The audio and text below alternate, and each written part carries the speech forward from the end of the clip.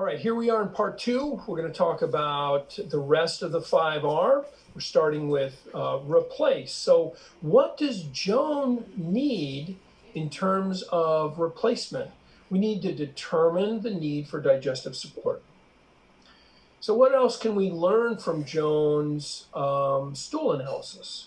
Well, we find that her pancreatic elastase 1 is low. Now, pancreatic elastase is a human enzyme, so it is an excellent marker for exocrine pancreatic function.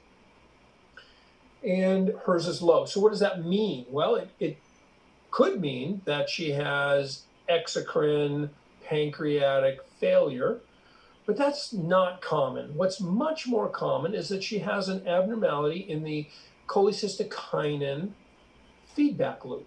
And that usually means that there's some kind of injury to the brush border. So not only does this test tell us that she does not have adequate exocrine pancreatic function, it alerts us to the more than likely idea that she has brush border injury. So there is some name confusion. If you look at the clinical literature, it will be called pancreatic elastase 1 or human pancreatic elastase 1.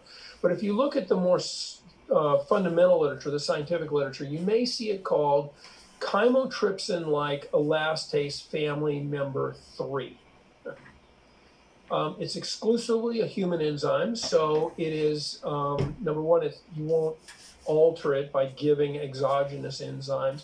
It's not digested during transit, and it gives information about this exocrine pancreatic function. It also gives us information about the CCK signaling pathway, and it relates to brush border health, as I said.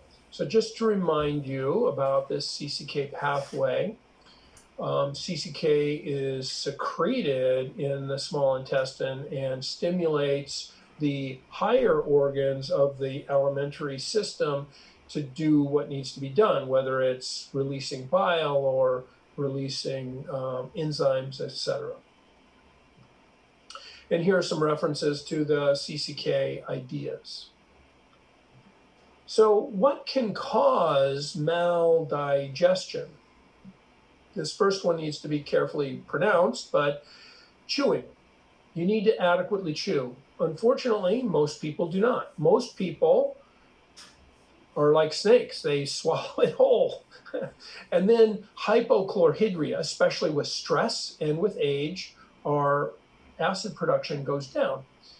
Pancreatic insufficiency, now for various reasons. The most common reason is an injury to the brush border and poor cholecystokinin feedback, not pancreatic insufficiency. But then brush border injury, where frankly more enzymes are present in the brush border than are injected into the duodenum from the pancreas. Think about the duodenum as kind of priming the engine, but the real fuel of digestion is the brush border. And then bile insufficiency. So there's lots of places that digestion can go wrong. And how can you tell the difference between hypochlorhydria and pancreatic enzyme insufficiency? And the answer to that, in my opinion, really lies in the timing. Because acid is in the stomach. That is, right after swallowing, it falls into the stomach, and that's where the acid is. So hypochlorhydria causes almost immediate bloating and belching. Whereas indigestion from pancreatic insufficiency, because it actually has to get into the small intestine through the pylorus. So food is held in the stomach by the pylorus for some time, then it's released into the small intestine through the duodenum, and that takes time.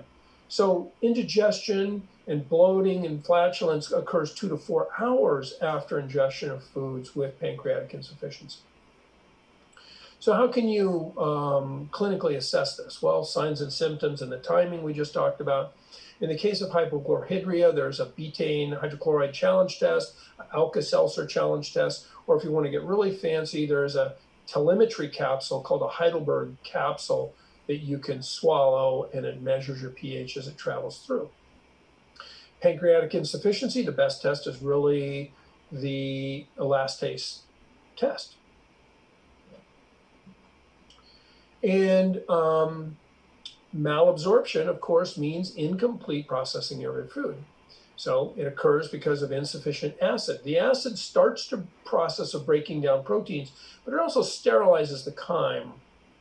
And then insufficient intestinal brush border enzymes, and that results in decreased CCK stimulation of the pancreas. That results in insufficient pancreatic enzymes and insufficient bile acids. And remember, bile acids are essentially soap helping to saponify and break apart fats so that they can then be acted upon by lipases.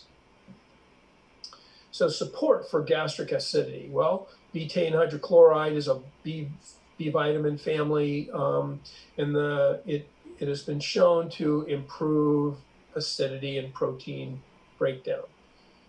Japanese plums help with digestion. So does digestive enzymes, particularly digestive enzymes with a broad pH range. Remember that proteins are broken down by acid, but if you have an acid stable protein, and it turns out that this is sort of code for, they call them plant-based, in quotations, plant-based enzymes. They're actually fungal-derived enzymes. Usually, Swedish bitters help us with digestion. Gentian root vinegar as an acidifying agent, and then vagal tone. If you are eating in your car, if you are eating under stress, if you're eating at that lunch meeting where you're having a contentious issue, you're in fight or flight. You're not going to digest as well. You want to be in a space of rest and digest, of being in autonomic balance in order to digest. And here is a handout in your toolkit about testing stomach acid and what kinds of things can help with digestive support. Well, we've talked about HCl insufficiency. Let's talk about insufficient brush border enzymes. And so what can we do about that? We can use pancreatin, pancreatic enzymes. And this is typically a mixture of lipases, proteases, and amylases, usually a porcine or bovine derivation. And you take them, right at the start of the meal because you want the enzymes to kind of be mixed with the food as it's moving through your system. You can also use bromelain. Bromelain, another enzyme, or many of these, in quotations, plant-based enzymes can be helpful. Well, what about insufficient bile? Well, you can use dandelion root. So these things called cholagogues or choleretics, these are agents that help with the flow or production of bile. So dandelion can be helpful. Bile acid is a more direct approach, just give bile straight away. Or taurine is helpful in the manufacture of bile. So replace. What do we need to replace? So remember, we're thinking about these digestive factors and so on. And in her case, she's got a low pancreatic elastase 1. So at least until we can fix the brush border, she needs pancreatic enzymes. And I would argue until and unless, because for some people, that's difficult. So what's our treatment program look like so far? Well, we've talked about this oligoantigenic diet. We've talked about her blastocystis and getting rid of that. We've talked about her pancreatic enzyme insufficiency. So what do we need to re-inoculate? Or do we even need to re-inoculate? Well, let's take a look at her stool analysis again. And what we find is that she has low butyrate. It's low as a percentage, and it's also low absolutely in terms of milligrams per milliliter. So butyrate is a short-chain fatty acids. It's one of the most important fuel sources for enterocytes, and it is made by probiotic bacteria digesting soluble fiber. So what this tells me is that there is a problem with the with the balance of the microbiome. She has dysbiosis, and the cause of that dysbiosis is likely an insufficient amount of soluble, I should say insufficient amount and diversity of soluble fibers. So this really comes down to feeding and seeding, right? And the seeding, a lot of people think about the probiotics as being the seeds, but really it's a matter of if you build it, they will come. If you provide the fertilizer, the proper bacteria will hitchhike in on the food and it will grow. And the probiotics that you provide will be space holders until that happens. So if you have low short-chain fatty acids and or low butyrate, you should be considering dietary recommendations to incorporate more pre and probiotics. So what does this mean? This means prebiotic foods. And we'll talk about that in a few minutes, but it's good food. It's onions and garlic and leeks and artichokes and good things that are good to eat. Tasty, but it's also fermented foods. So kefir and yogurt and kimchi and all those kinds of things. And then supplements also. And again, we need to be thinking about diversity of probiotics as much as quantity. So as an example, psyllium is almost all soluble fiber, but if you gave just psyllium as a supplement for the prebiotic, that would be kind of a monoculture prebiotic, which would result in more of a monoculture gut microbiome. We want to give a diversity of probiotics. What about, so that's the feeding, and we're trying to rebalance gut flora. So we do that with prebiotics, as we talked about, fermented foods, specific carbohydrates, soluble fibers, synbiotics, which are these mixtures of pre and probiotics, and then probiotics. And the question then becomes what dose, what strain, and what's the safety? So let's talk about diet first. 70% of the foods that in the Western diet are of limited or no benefit to the microbiome. So that means that there is a major opportunity for intervention with diet simply by increasing probiotic foods and fermented foods. And of course, we're talking really about the standard American diet, or the SAD diet, which is high in refined carbohydrates. It's low in fruits and vegetables and so on. So factors including age, genetics, and diet may influence the microbiome composition of these diet. It's hard to influence age. It's hard to influence genetics, although we can certainly influence the epigenetics, but it's much more straightforward to influence diet.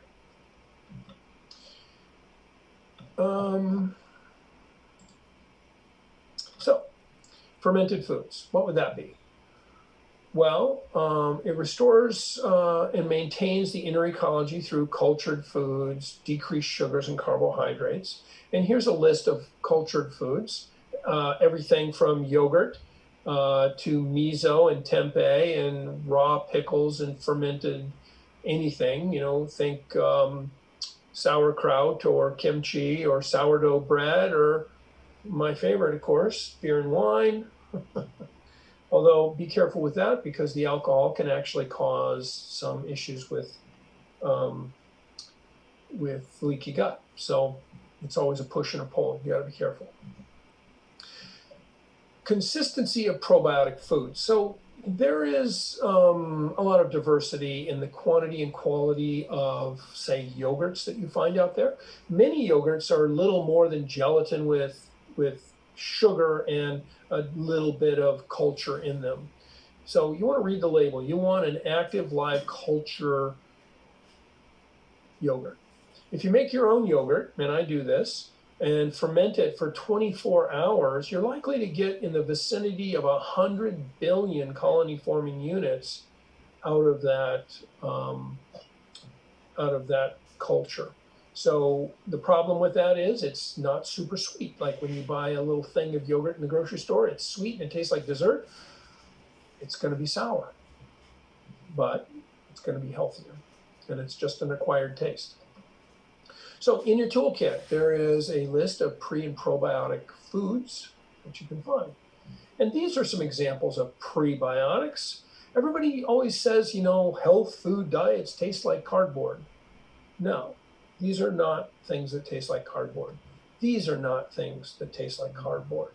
These are healthy, probiotic foods with which we can create diversity of the microbiome. Prebiotic foods as medicines. So they need to be non-digestible by the host, at least some of the components. Obviously, we can digest most of an onion, but certain aspects of it are non-digestible. And it needs to be fermentable in the digestive tract by anaerobic endogenous bacteria, in other words, probiotics. And then it must be selective in the stimulation of intestinal flora metabolism. So starches and non-starch polysaccharides are acted upon by bacterial enzymes, which create short-chain fatty acids. And short-chain fatty acids are important sources of colonic and systemic health, and they also regulate the pH. So a sick gut is either the result of or results in, it can be both, increased inflammation mediators, increased bacterial translocation, increased intestinal permeability, increased firmicacute phyla, and decreased Bacteroides phyla, and decreased insulin sensitivity. What about a healthy gut? Well, just change the direction of all those arrows and you've got it. So it will reduce inflammation. It will reduce bacterial translocation, reduce intestinal permeability. It'll downregulate firmicacutes, upregulate Bacteroides, and improve insulin sensitivity. And the benefits of butyrate. We keep coming back to butyrate because it's a really important thing. In fact, I mentioned it's the most important energy source for enterocytes. In fact, it's responsible for about 70% of the ATP production. It increases mucus production. It improves histone acetylation inhibition.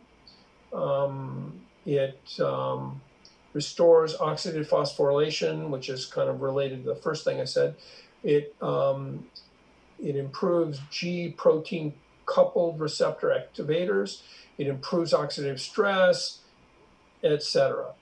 It has impact on neurological issues. In fact, it's been shown to be beneficial for Parkinson's disease, reduces stroke damage, improves learning and memory in aged mice with Alzheimer's.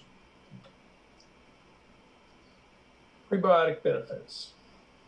Improves bowel function, promotes growth of healthy bacteria, improves colonic pH. It's a substrate for short-chain fatty acid production. It improves satiety. It improves bone density. It's protective against cancer. They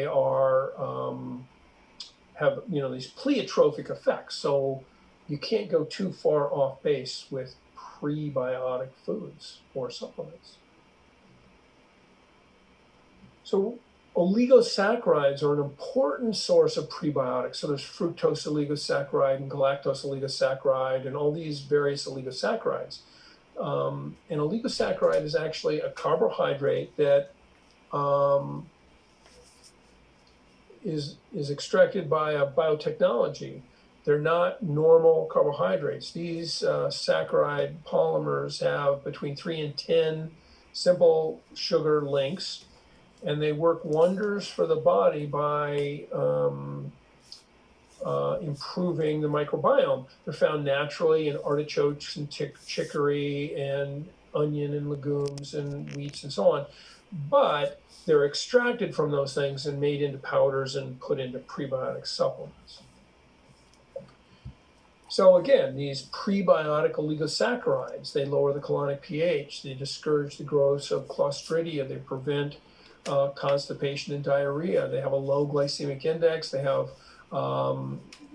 lower ammonia levels, they're water soluble, and they don't bind minerals. And available in the United States, here are a few things.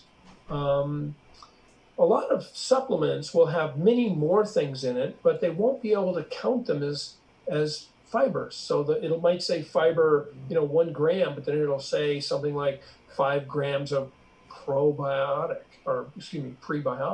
And that's because there are rules about what you can count as a fiber. So summary, fructose oligosaccharides, galacto-oligosaccharides are 2 of the most important groups of prebiotics.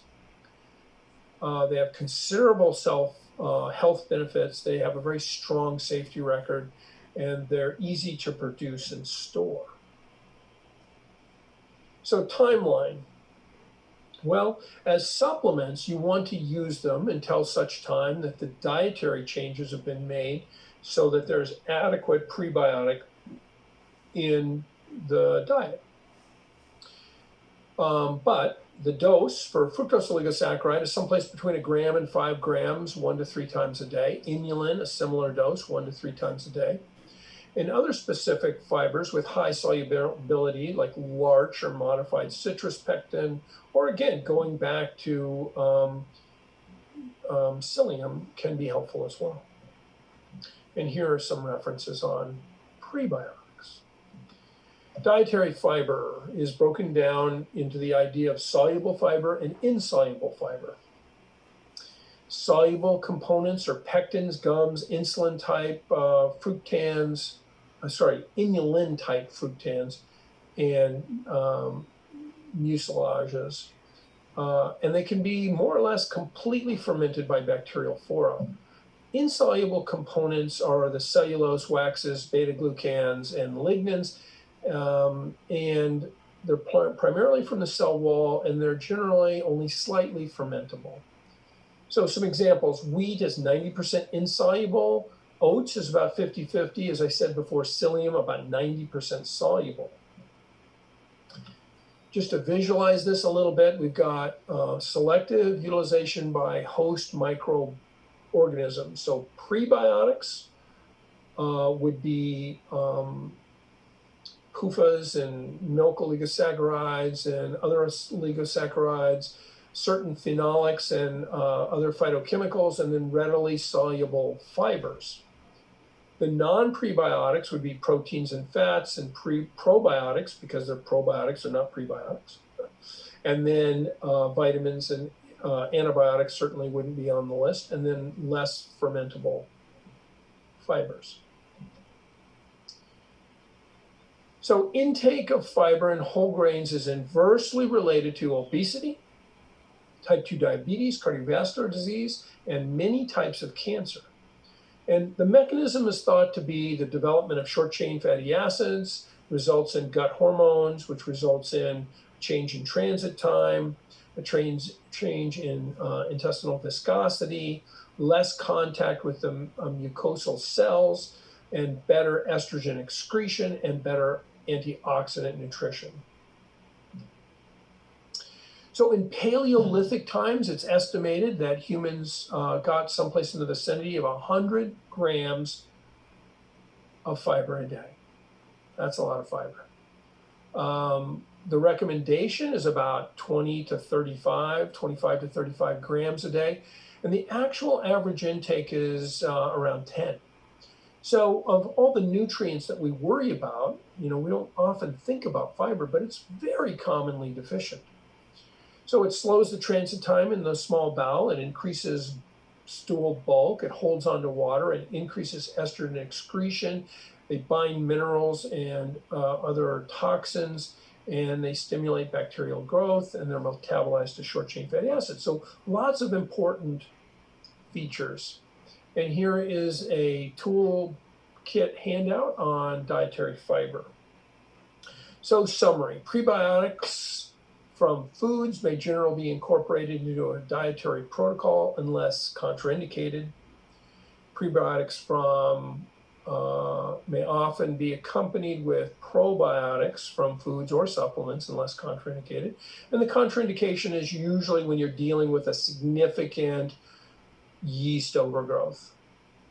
And then prebiotic supplements should be assessed for quality and purchased from reputable commercial sources. Obviously, Prebiotic supplements are often added initially in a dysbiosis protocol, and you use them until the dietary changes are such that you don't need them anymore.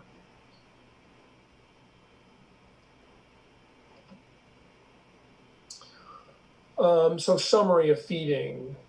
Low short-chain fatty acids and or low butyrate on a stool assessment suggests deficiency in commensal flora, right? So that should result in dietary recommendations to incorporate prebiotics and probably supplements to incorporate more prebiotics. And here is the print it and put it in your folder slide. Seeding. What do we mean by that? Well, again, we've talked about the diet. Let's talk about probiotics now. So what's the definition of a probiotic? It is a non-pathogenic microorganism that, when ingested, exerts a positive influence on host health or physiology. A probiotic must be of human origin, be resistant to destruction by the gastric acid and bile, adhere to the intestinal epithelial tissue, and be able to colonize the gastrointestinal tract, if only for a short period of time. So there are many bacteria out there that are thought to have health benefits. There's a craze using soil bacteria as an example. And they may well be useful, but they aren't technically probiotics because they're not of human origin. Probiotic use, human cost of care, right? What is the social impact? So when productivity loss is included, total savings to society by use of probiotics is someplace between several $100 million and perhaps $1.5 billion per year. Antibiotic prescriptions appear to be decreased by anywhere from 1.3 to 2.6 million prescriptions of antibiotics per year. In absences from work, we may decrease absence from work by anywhere from 3.5 to nearly 4.5 million days per year. So improved disease outcomes through the use of probiotic translates into considerable cost savings for both payers and society. Okay, exploring the mutual beneficial effects of probiotic bacteria and the human host. So probiotics regulate the local and systemic immune response. There are metabolic pathways such as glycemic control and cholesterol control and amino acid control from probiotics. They support mucosal barrier, they enhance nutritional utilization, they prevent neoplastic changes, they regulate bowel motility, they regulate appetite, they regulate inflammation, and they prevent bacterial and other infection in the GI tract. So probiotics and prebiotics are very powerful interventions for managing gut health. So can we link Joan's symptoms of IBS and depression to a lack of probiotic bacteria in particular? Well, here is a meta-analysis showing a plot of these various studies. And what we see is, with the exception of the confidence tails, all these interventions reside on the side of the experimental intervention, which is the probiotics. Now, this next slide is a similar meta-analysis, but it's looking at, it's designed differently. So the intervention group is on the right side on this time, and with just 3 exceptions and a few confidence tails, we see that the use of probiotics in IBS favors the intervention of probiotics. So there's a consensus opinion. Various probiotic strains are used for diarrhea, IBS, IBD, allergy, radiation enteropathy, vaginosis and vaginitis, and even liver disease. So the problem with probiotics is, which organism, which product, for what condition, at what dose, for how long, how many side effects to be aware of, and how much does it cost? And there are lots of bacteria. So which probiotic to prescribe, at what dose, and for how long? And there's lots of ideas about that. You have some people saying, well, just one purified strain for just a little bit of it. And other people like me say, well, I'm on the Sagan protocol. And Carl Sagan was fond of saying billions and billions. And I believe we should use billions and billions of mixed strain probiotics. But there are others that disagree with me, sometimes vehemently. So, select for their ability to survive the acid and the bile of the upper tract, and they must have some shelf life viability, and they should have quality control, right? The problem is that they're not really regulated. And there are numerous different preparations on the block, and just ask the marketing departments, theirs is the best. So a study in the UK showed that only 3 of 7 products contained the claimed culture concentrations on the label, and none of the multi-species products contained all of the labeled probiotic bacteria. And misidentification of some species was quite common. And in a US study, only 4 of 13 products were in accordance with their label claims. Typical costs are anywhere from $1 to a few dollars per day, with VSL-3 probably being the most expensive and used at a very high dose for things like inflammatory bowel disease, Culture L coming in at a close second, and then other preparations being a variable cost as well. And you may use these for several months before seeing an effect. So it takes a while. You don't just take, it's not like taking an aspirin for a headache. You need to take this for a while, and probably in conjunction with diet and lifestyle changes before you start to see effects. And if you don't make the diet and lifestyle modifications necessary to improve the microbiome, you certainly will see the positive effects discontinue after you stop the probiotic. So there are some tools you have available. Part of your membership is the Natural Medicine Database, and these other things are available either free or by prescription. What's the safety of Lactobacillus and Bifidobacterium? Well, it's used in safety and in infants without incidence of harm. It's normal in the human body. And there have been cases of infection from probiotics, but they're extremely rare, and they're really more common in the severely ill. You may remember from your primary training having chronic alcoholics with spontaneous bacterial peritonitis as an example. It's those kinds of patients that are most likely to have some kind of an infectious issue with a probiotic. So, it's really less than 1 case per million. And I think that's because the chronic alcoholics are not likely taking probiotics. So, summary of seeding. Probiotics from foods may generally be incorporated into a dietary protocol unless there's a specific indication otherwise, and I can't think of one.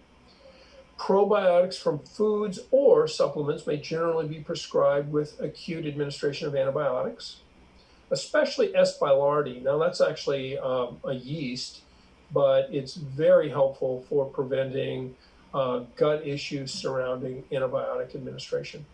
And then probiotics may be accompanied with prebiotics unless there's a contraindication, such as we talked about before. Primarily, that would be a heavy yeast overgrowth. And they should be assessed for quality, obviously, and you probably are going to use supplements until the diet is changed such that you don't need them anymore.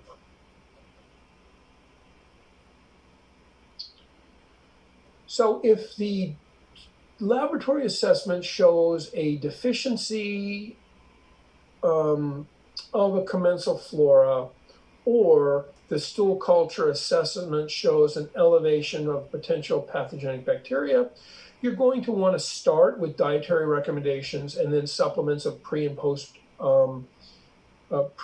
I keep saying pre and probiotics.